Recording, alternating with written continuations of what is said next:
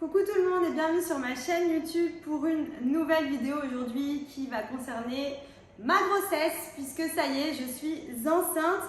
Donc je vous l'ai annoncé il y a quelques jours sur les réseaux sociaux, je suis trop contente. Donc ça tombe bien puisque là j'ai passé mon premier trimestre, donc j'ai passé les 3 mois, ce qui veut dire que je vais pouvoir vous raconter un petit peu déjà le début, comment je l'ai su, comment je l'ai annoncé à mon chéri, est-ce que c'était voulu, est-ce que j'ai galéré, etc. Et également tout ce qui s'est passé pendant le premier trimestre parce que pour les femmes qui sont déjà mamans, je pense que vous le savez, le premier trimestre, c'est pas forcément facile pour tout le monde. Je vais vous parler un petit peu de mes symptômes, etc.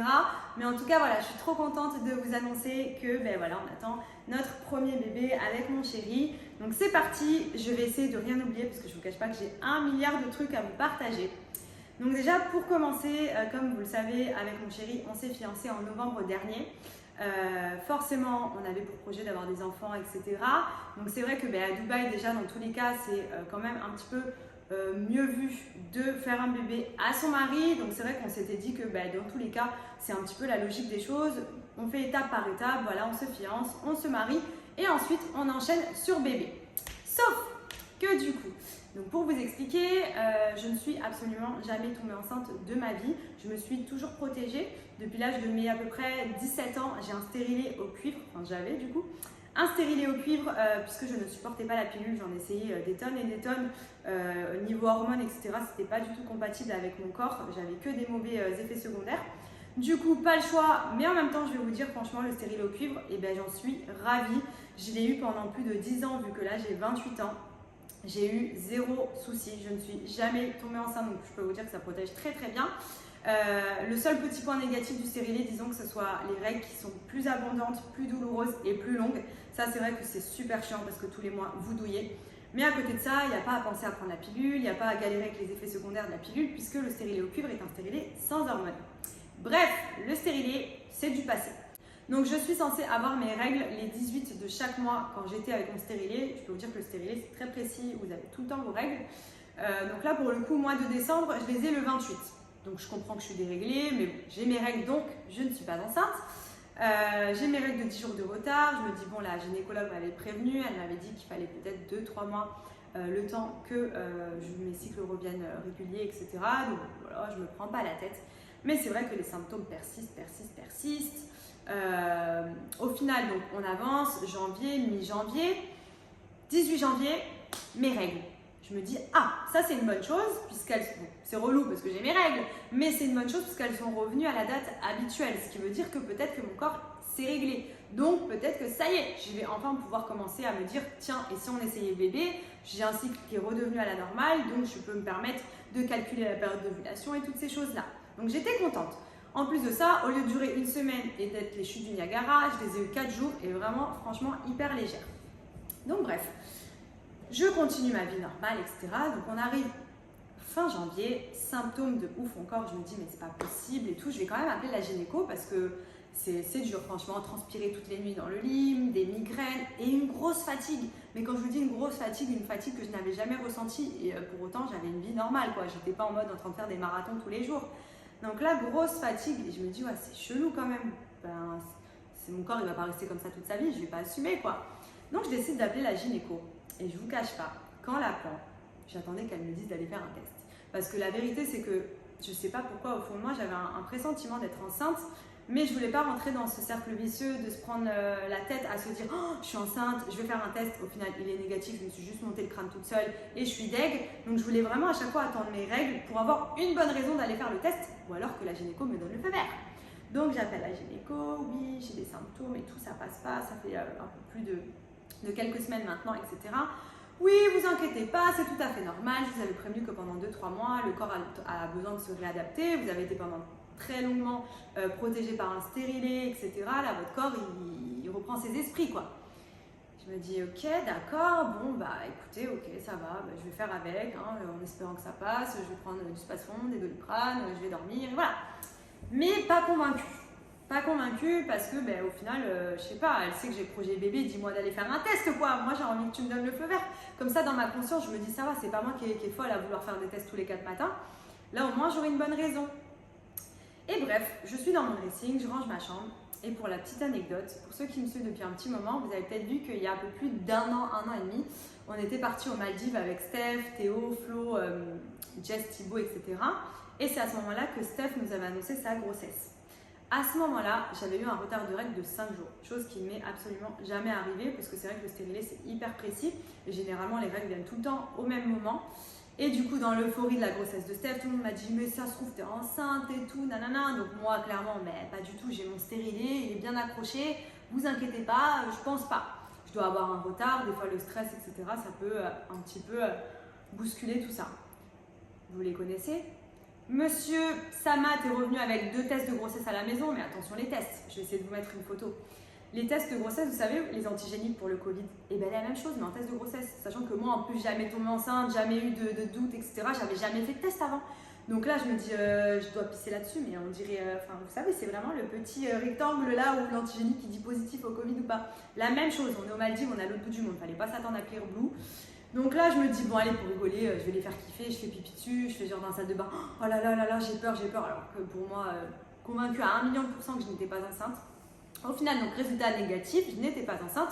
Mes règles sont d'ailleurs arrivées le lendemain.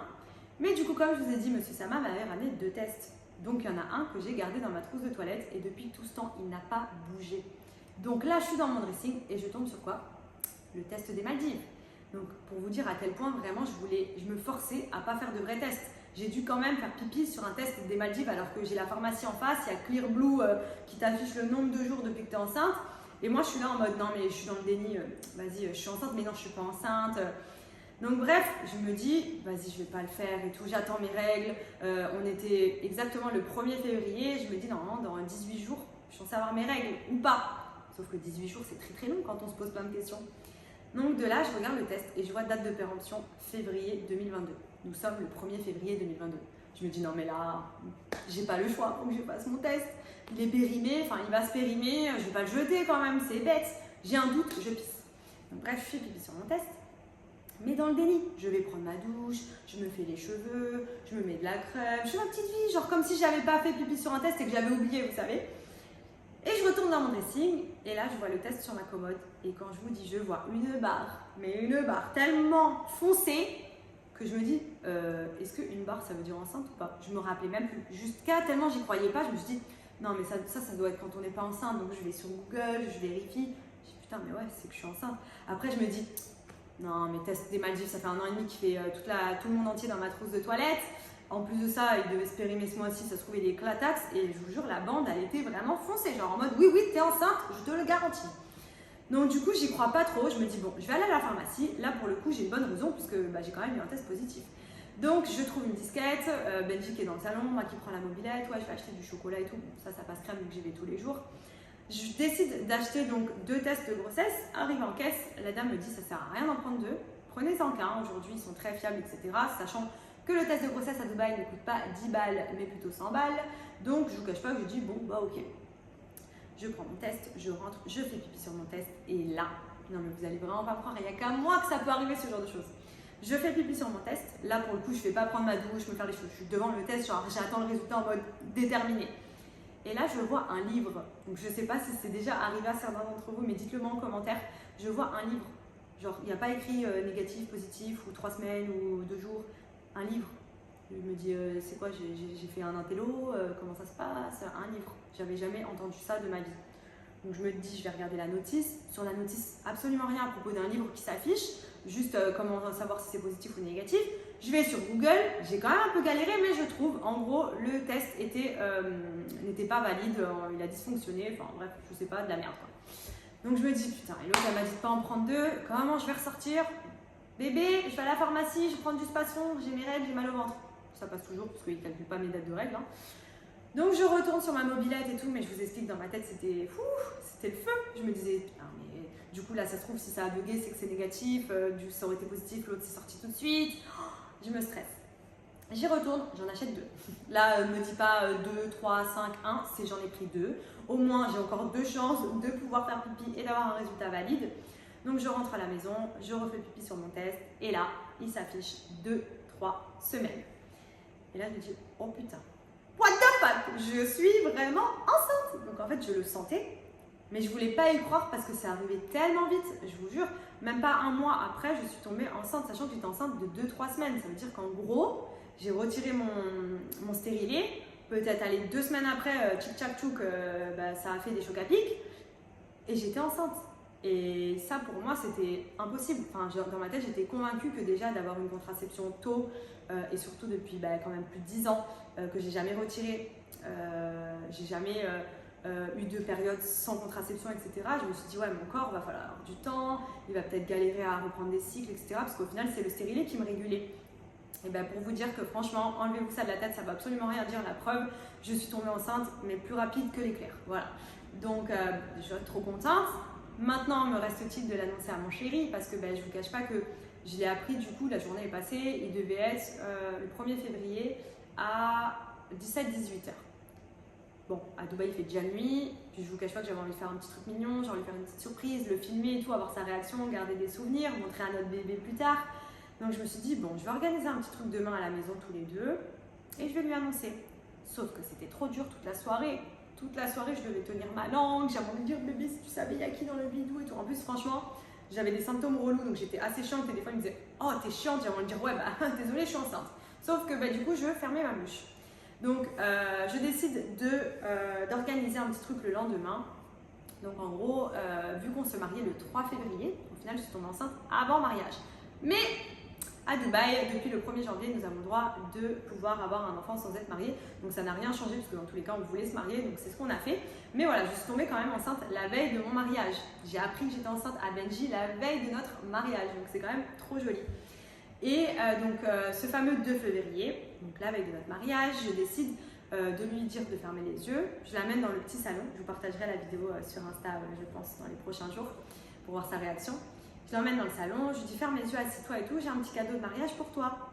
Donc lui il se dit quoi? Il se dit pas maintenant c'est un bébé, parce que je lui ramène une petite boîte Dior où dedans j'ai caché un petit test de grossesse avec une petite paire de Nike, d'Air Force One en taille -10, trop mignonne.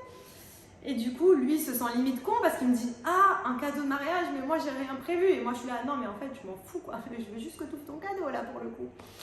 Et du coup, donc il s'assoit et là, bim bam boum, je vous mettrai la vidéo parce qu'à expliquer, dans tous les cas, il y a beaucoup d'émotions. Mais voilà, je vous l'annonce donc à mon chéri. Et depuis donc le 2 février, nous avons gardé ce petit secret que pour tous les deux.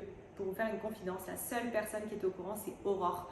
Puisque Aurore était enceinte pendant que moi j'ai appris ma grossesse et j'avais quand même besoin de me confier, j'avais besoin de conseils, j'avais besoin d'avis. Et voilà, je voulais vraiment garder la surprise, attendre les 3 mois, avoir quand même des examens plus poussés, être sûr que le bébé il est bien en place, que tout va bien, qu'il se développe dans de bonnes conditions, etc. Puisque c'est vrai que au final, au début, on y croit, mais on n'y croit pas trop, on réalise pas trop. Et puis je voulais aussi l'annoncer à nos familles en face. Et c'est vrai qu'on avait pour projet de revenir en France là, courant avril, mars-avril. Donc je me suis dit, ça fera à peu près les 3 mois. En plus de ça, je vais vous expliquer un petit peu après tous les examens et tout. J'ai pas mal d'informations en plus de la grossesse à annoncer sur mon bébé, notamment le sexe. Donc voilà, on a gardé vraiment ça pour nous, personne n'était au courant. Et on est rentré donc là en ce moment même pour annoncer à nos familles. Je suis passée par Paris pour l'annoncer à mes parents, à mes grands-parents. Benji était descendu aussi pour ça. Là maintenant c'est au tour de la famille de Benji. Donc tout le monde est au courant à l'heure où je vous parle évidemment. Mais on a filmé un peu les réactions de tout le monde, franchement c'était trop beau et ça fait des trop beaux souvenirs, c'est juste incroyable. Donc voilà, tout ça pour vous dire que du coup je suis enceinte de 3 mois et 2 semaines, que là on est revenu en France pour annoncer à nos familles la grossesse, le bébé et par la même occasion la révélation du sexe. Donc pour vous faire une confidence, j'ai su le sexe en même temps des examens que j'ai fait à 10 semaines de grossesse. Alors, la gynécologue m'avait proposé quelque chose de particulier. Je pense que ça doit exister en France. C'est pas donné, franchement, ça coûte même très cher. Mais en gros, c'est des résultats qui sont envoyés aux États-Unis et qui vous permettent d'avoir des résultats fiables à 99,9% au niveau des malformations génétiques type trisomie 21, 19, etc. Et vous avez également le sexe. Donc, en gros, à 2 mois et demi de grossesse, j'avais déjà les résultats de savoir si dedans j'ai un garçon ou une fille. Je ne sais toujours pas puisque je vous jure que je tiens. Je ne regarde pas le mail que j'ai reçu de la gynécologue avec le PDF qui écrit Girls or Boy parce que on décide de faire la gender reveal ici en France avec nos familles et on a vraiment envie d'avoir ce côté surprise de le découvrir tous ensemble avec toute la couleur qui va s'afficher, soit ce sera rose, soit ce sera bleu. Donc c'est vrai que voilà, c'est un choix, c'est très dur. Je ne vous cache pas que quand elle m'a dit je Je vous ai envoyé les résultats par mail comme vous l'avez demandé, je l'ai mis dans un PDF, donc n'ouvrez pas le mail, j'étais là. Oui, oui. En plus, quand elle m'a envoyé les résultats, Benji il était en France, moi j'étais à Dubaï, je me suis dit, vas-y, je vais regarder vite fait, je vais pas lui dire. Mais après, je me suis imaginé le jour de la gender et c'est vrai que de le savoir, ça gâche un petit peu l'émotion. Là, de vraiment le découvrir à ce moment-là, je vais être comme une folle, genre, je me languis. Donc bref, voilà, tout ça pour vous raconter un petit peu le parcours depuis mon début de grossesse. En ce qui concerne les symptômes, donc au début j'avais les symptômes que je vous ai cités. Ensuite, vers les 2 mois et demi, j'ai commencé à avoir des nausées. Mais quand je vous dis des nausées horribles, je n'ai jamais vomi, mais vraiment des nausées du matin au soir. C'était pas des nausées matinales, c'était des nausées du matin au soir. Très grosse fatigue, beaucoup de migraines. Et en plus de ça, c'était une période où on est parti en Arabie Saoudite, on est parti à Zanzibar. Je devais le dire à personne parce qu'on voulait le garder pour nous. Donc je ne vous cache pas que c'était très dur. On a fait des road trips en Arabie Saoudite, on n'a quasiment pas dormi et tout. J'étais dans un état, je vous explique que j'étais au bout de ma vie. Je me disais, mon bébé, il va jamais assumer, je suis en train de le tuer. J'étais au bout de ma vie, je me suis dit, putain, je devrais me reposer et tout. Au final, je fais les 400 coups dans le monde entier. Mais voilà, j'ai pris le risque. Bon, après, le risque, c'est un grand mot, c'est juste des voyages. Mais c'est vrai que je me reposais très peu. Et c'était très dur de le cacher aussi à nos proches, parce qu'il y avait quand même Steph et Théo qui étaient avec nous pendant 5 jours, H24 en Saoudi. Et je peux vous dire que les remarques en mode « T'es pas enceinte, toi ?» J'en ai eu. Mais j'ai bien caché bébé. Donc ça va qu'au début, ça se voit pas le ventre. Et là, du coup, sinon, au-delà de ça, franchement, ça a duré peut-être 3 semaines. Les nausées, le mal de tête et la grosse fatigue. Là, depuis que je suis rentrée dans mon 2e trimestre, donc là, je suis à 3 mois et 2 semaines, je pète la forme. Plus de nausées, fatigue un petit peu le soir quand même. Je tombe plus vite fatiguée qu'en temps normal. Au début, je faisais beaucoup de siestes alors que je suis anti-sieste. Genre moi, de base, je déteste dormir l'après-midi. Je dors très tard le soir, je me lève très tôt le matin. Je suis pas une grosse dormeuse. Et là, je vous explique qu'au début de ma grossesse, je faisais que dormir. Même Benji me disait, mais qu'est-ce que t'as?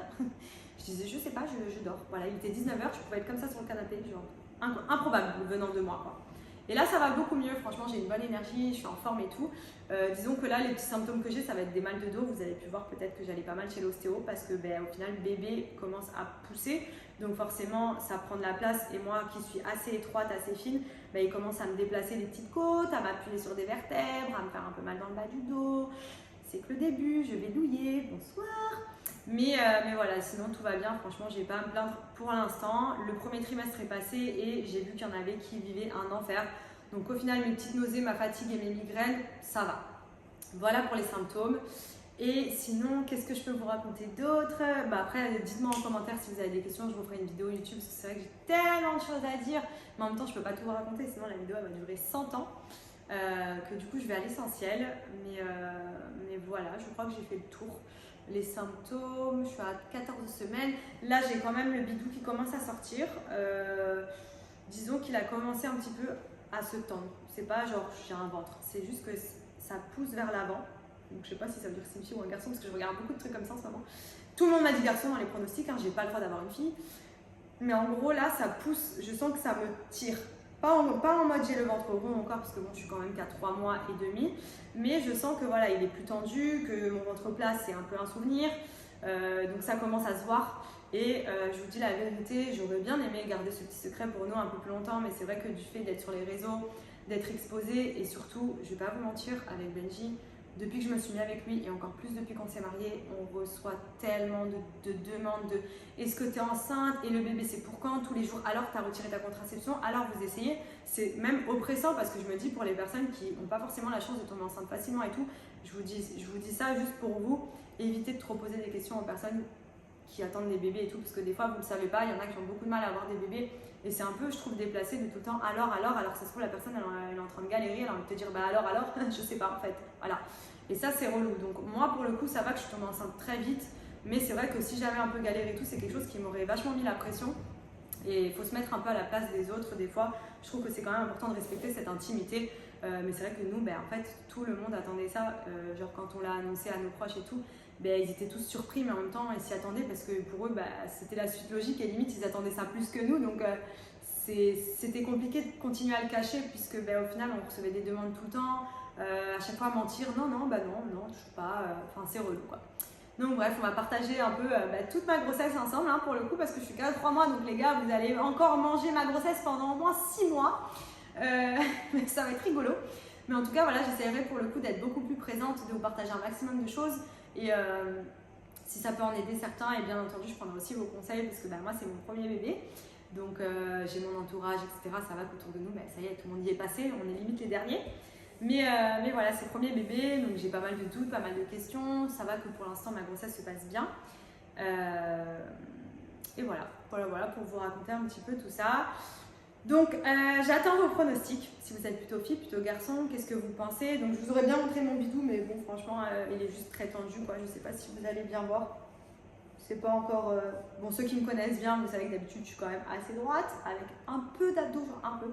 Là, c'est plus arrondi, mais on verra dans 3 mois, à mon avis, je roule, parce que je fais que bouffer. Mais ah oui, et j'ai une envie de ouf de salé, sachant que vous me connaissez, moi c'est le sucre à la mort à la base, donc je suis toujours sucrée, hein, je vous rassure, ça s'est pas perdu, malheureusement, j'aurais bien aimé limiter un peu, mais par contre des envies de salé, mais sale, genre là je veux un Burger King, maintenant, genre c'est maintenant, faut que j'aille à Burger King. Là j'ai envie de saucisses, j'avais des envies de saucisses, vous savez les knackis là, au poulet, j'avais que envie de saucisses, et ça avant même d'apprendre ma grossesse, Benji je disais tout le temps, oh, faut que j'aille m'acheter des saucisses. Ils me regardaient, mais qu'est-ce que c'est avec tes saucisses? Je sais pas, j'ai envie de saucisses. Donc déjà de là aussi j'avais eu des doutes, je me suis dit c'est bizarre une envie de saucisses comme ça. Moi c'est le chocolat normalement, mais des saucisses en plus c'est nul. Enfin genre, bon j'avoue c'est trop bon, je suis en kiff dessus en ce moment. Mais c'est bizarre. Et de là, en fait ouais, j'ai beaucoup d'envie salée et apparemment quand c'est salé c'est un bébé garçon. Je vous cache pas que moi j'aurais beaucoup aimé avoir une fille en premier bébé, même si toute ma vie j'ai toujours dit je suis sûre que j'aurai un garçon en premier. Ben, depuis que je suis enceinte, j'ai trop envie d'une fille, je sais pas pourquoi. Je veux une mini, moi, je veux une petite blonde aux yeux clairs, lui faire des petites couettes, lui mettre des petites robes et tout. Et je sais que Benji, lui, il veut son petit garçon, il veut que le nom de famille continue dans la famille, il veut l'emmener au foot, il veut qu'il fasse du sport. Donc bon, on est tous les deux partagés, mais après, je vous dis la vérité, les garçons ou filles, en vrai, on s'en fout. On est trop contents déjà d'avoir un bébé. Je touche du bois, j'espère avoir une bonne grossesse, que mon bébé soit en bonne santé, et peu importe le sexe. Mais c'est vrai que, voilà, je pense que je vais avoir un garçon. On en reparlera. Mais alors, si j'ai une fille, oh là là, vous êtes pas prêts, je vais être trop contente. Voilà, bon, en tout cas, j'espère que cette petite vidéo vous aura plu. N'hésitez pas si vous avez des questions, même des conseils à me donner. Je suis toute à l'écoute. Je vous laisse aller mettre en commentaire. Si vous avez aimé la vidéo, pensez au petit pouce bleu. Et n'hésitez pas à vous abonner sur ma chaîne aussi, puisque plein d'autres vidéos vont venir. Je pense qu'en fonction de vos demandes, de vos questions, je ferai régulièrement des petites vidéos sur ma grossesse, notamment tous les trimestres, parce que je trouve que c'est bien, ça fait quand même... Je pense que le premier trimestre, ça peut être très dur pour certaines et plus facile pour d'autres. Le milieu, en général, c'est toujours celui qui est un peu plus tranquille. Je parle pour les personnes qui n'ont pas de grossesse à risque, etc. Et le dernier, souvent, c'est la Hesse. Moi, je pense clairement que jusqu'à fin du deuxième trimestre, je touche du bois, ça devrait aller, mais à mon avis, à la fin, je ne sais pas pourquoi, je vais morfler. Mais bref, c'est que mon point de vue, on verra bien ce qui se passe. En tout cas, je fais des bisous à tous et n'hésitez pas aussi sur ma dernière photo Insta à me dire si vous pensez que c'est un garçon ou une fille. J'ai hâte de voir. Ciao, ciao!